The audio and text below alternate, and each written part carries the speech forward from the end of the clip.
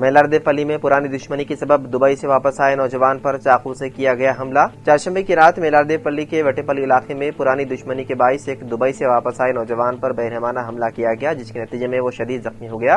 زخمی نوجوان کی شناخت 25 سالہ محمد جمیل کے طور پر ہوئی ہے، جو تقریباً ایک ماہ قبل دبئی سے واپس آیا تھا اور اس وقت اکبر کالونی وٹیپلی میں مقیم تھا۔ پولیس کے مطابق چہارشنبہ اور جمعرات کی درمیانی شب بالاپور پولیس اسٹیشن سے تعلق رکھنے والا روڈی شیٹر سید سہیل جمیل کے پاس آیا اور اس پر چاقو سے اندھادھند حملہ کر دیا، جس سے جمیل کو سنگین چوٹیں آئی۔ پولیس نے بتایا ہے کہ سہیل پہلے میلاردیپلی پولیس اسٹیشن کا روڈی شیٹر تھا، تاہم بعد میں اس کی روڈی شیٹر بالاپور پولیس اسٹیشن منتقل کر دی گئی۔ ابتدائی جانچ میں پتہ چلا ہے کہ محمد جمیل اور سہیل کے درمیان کسی معاملے پر پرانی دشمنی تھی، اسی رنجش کو بنیاد بنا کر جمیل پر حملہ کیا گیا۔ پولیس نے اس سلسلے میں مقدمہ درج کرتے ہوئے مختلف زاویوں سے تحقیقات کی جا رہی ہے۔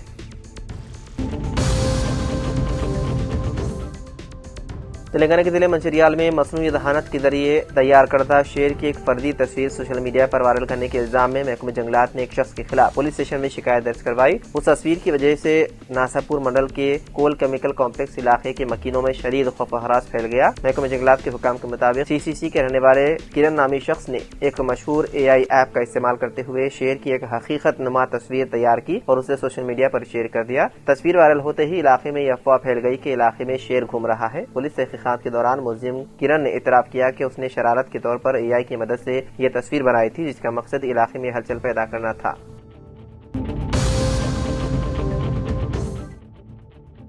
جگت گری گٹا کے چندر گری نگر علاقے میں واقع ایک سونے کی دکان بند کر کے دکان کا مالک مبینہ طور پر فرار ہو گیا، جس کے بعد درجنوں متاثرہ گاہک انصاف کے لیے جگت گری گٹا پولیس اسٹیشن پہنچ گئے۔ اطلاعات کے مطابق رام دیو جیولرز نامی سونے کی دکان کا مالک، جو مارواڑی تاجر بتایا جا رہا ہے، گاہکوں سے گروی رکھے گئے سونے کے زیورات واپس کیے بغیر دکان بند کر کے فرار ہو گیا۔ الزام ہے کہ دکان کے مالک نے نہ صرف زیورات واپس نہیں کیے بلکہ جس عمارت میں دکان قائم تھی وہ عمارت بھی فروخت کر دی اور بعد ازاں لاپتہ ہو گیا۔ متاثرہ گاہکوں کا کہنا ہے کہ انہوں نے مالی ضرورت کے تحت اپنے سونے کے زیورات دکان میں گروی رکھے تھے، مگر اب نہ تو دکان کھل رہی ہے اور نہ ہی مالک کا کوئی سراغ مل رہا ہے۔ اس واقعے سے کئی خاندان شدید مالی بحران کا شکار ہو گئے ہیں۔ متاثرین نے جگت گری گٹا پولیس اسٹیشن میں شکایت درج کرواتے ہوئے سخت کارروائی اور فوری انصاف کا مطالبہ کیا۔ ان کا کہنا ہے کہ پولیس فوری طور پر ملزم کو گرفتار کر ان کا گروی رکھا گیا سونا واپس دلایا جائے۔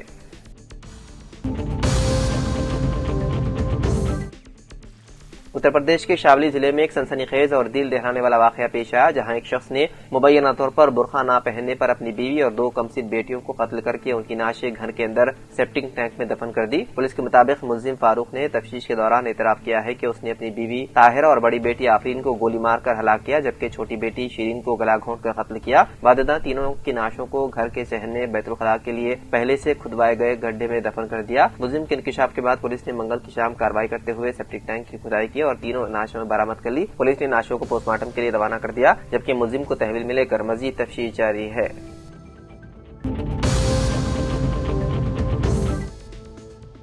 شرط آباد کے علاقے لنگر ہاؤس کے ایک فنکشن ہال میں منعقدہ ایک شادی اس وقت متنازعہ بن گئی جب دلہا محمد فصیح الدین اور اس کے دوست شیخ الطاف کی ایک ویڈیو سوشل میڈیا پر وائرل ہو گئی۔ ویڈیو میں دیکھا گیا ہے کہ بارات کے دوران گھوڑے پر سوار دلہا اور اس کے دوست مبینہ طور پر فائرنگ کرتے ہوئے نظر آ رہے ہیں۔ ویڈیو وائرل ہونے کے بعد پولیس نے تحقیقات شروع کی، جس میں یہ بات سامنے آئی کہ استعمال کی گئی بندوق اصل نہیں بلکہ کھلونے کی بندوق تھی۔ لنگر ہاؤس کے SHO بی وینکٹ راملو نے بتایا ہے کہ CCTV کیمروں کی مدد سے متعلقہ افراد کی نشاندہی کر لی گئی ہے۔ انہوں نے کہا ہے کہ معاملہ تاحال زیر تفتیش ہے اور قانون کے مطابق مقدمہ درج کیا جائے گا۔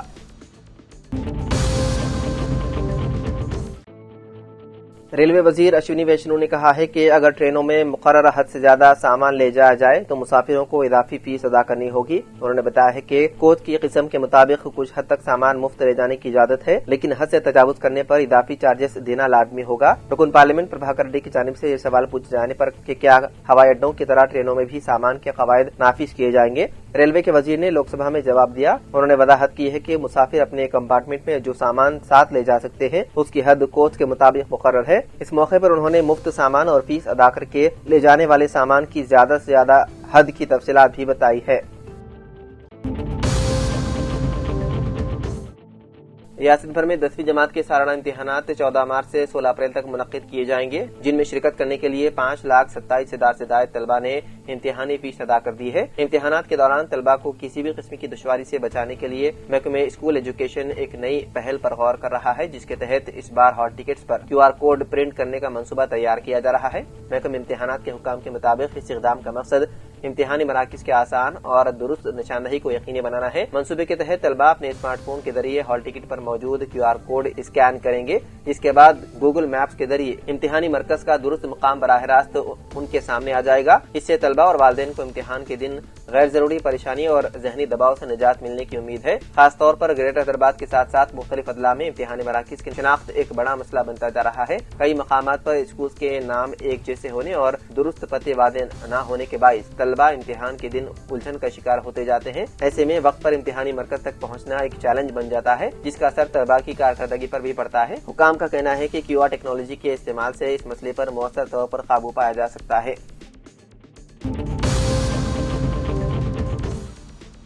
تلنگانہ کے وزیر اقلیتی بہبود محمد اظہرالدین نے بہار کے وزیر اعلیٰ نتیش کمار کی جانب سے مسلم خاتون کا نقاب کھینچنے کی مذمت کی۔ انہوں نے اس حرکت کو جاہلانہ قرار دیا۔ وزیر موصوف نے بتایا ہے کہ ایک ریاست کے چیف منسٹر کو زیب نہیں دیتا کہ وہ اس طرح کا رویہ رکھے، انہیں فوری معافی مانگنا چاہیے۔ یہ جاہلانہ حرکت ہے، ناقابل برداشت ہے، ہم اس کی سختی سے مذمت کرتے ہیں۔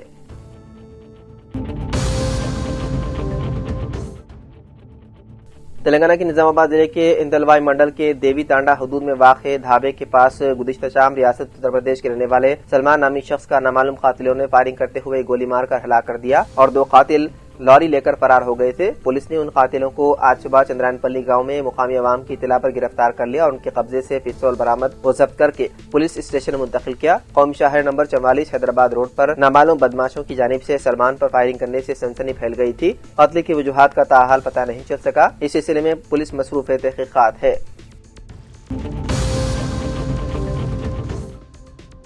تلنگانہ کے جگتیال ضلع میں پنچایت انتخابات کی ووٹوں کی گنتی کے دوران شدید کشیدگی پیدا ہو گئی۔ پولیس نے حالات پر قابو پانے کے لیے ہوائی فائرنگ کی۔ اطلاعات کے مطابق ویلگاٹور منڈل کے پاڑی پلی گاؤں کے گرام پنچایت میں ووٹوں کی گنتی کے دوران مبینہ بے ضابطگیوں کا الزام لگاتے ہوئے شکست خوردہ سرپنچ امیدوار کے حامیوں نے احتجاج کیا اور دوبارہ ووٹوں کی گنتی کرنے کا مطالبہ کیا، جس پر الیکشن عملے نے شفاف انداز میں گنتی کرنے کا دعویٰ کرتے ہوئے دوبارہ ووٹوں کی گنتی کے مطالبے کو مسترد کر دیا، جس پر احتجاجیوں نے الیکشن عملے کو باہر جانے نہیں دیا اور احتجاج کرتے رہے۔ پولیس نے احتجاجیوں کو کافی سمجھایا لیکن جاننے تیار نہیں تھے۔ مظاہرین نے پولنگ اسٹیشن کے باہر دھرنا دیا، جس کے بعد 2 گروپوں کے درمیان ہاتھا پائی شروع ہو گئی۔ صورتحال بگڑنے پر پولیس نے 3 راؤنڈ فائرنگ کی۔ احتجاجیوں نے پتھراؤ بھی کیا۔